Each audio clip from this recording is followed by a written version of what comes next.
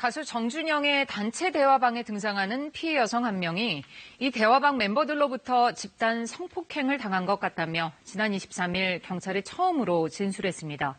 그 뒤로 다수의 여성들이 비슷한 일을 당했다며 추가로 고소장 등을 낸 사실이 KBS 취재 결과 확인됐습니다. 이들은 특히 성추행이나 성폭행을 당하기 전 술자리를 가졌고 갑자기 의식을 잃었다고 진술했습니다. 유호윤 기자가 취재했습니다. 가수 정준영 등이 포함된 단톡방 멤버들로부터 성범죄 피해를 당했다고 경찰에 고소장 등을 제출한 피해 여성은 7명 정도. 지난 18일 처음으로 피해 여성 A씨의 진술이 언론에 공개된 뒤 유사한 피해 신고가 잇따랐고 용기를 낸 피해자들의 고소장과 진술이 이어졌습니다. 피해 여성 A씨는 지난 2016년 3월 대구에서 정준영과 최종훈 등 5명과 함께 술을 마신 뒤 갑자기 의식을 잃었고 이후 호텔방에서 집단 성폭행을 당한 것 같다며 지난 23일 경찰에 출석해 밝혔습니다.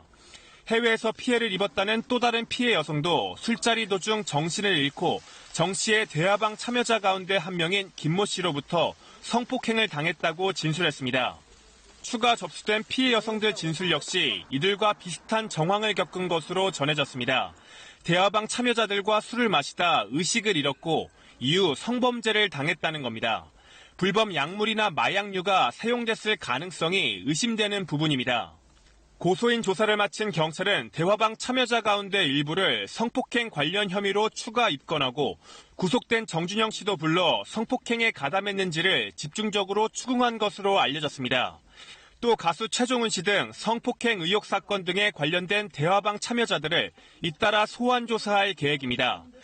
특히 앞서 의혹이 불거진 불법 약물이나 마약류 사용 여부도 밝혀야 할 중요한 과제가 됐습니다.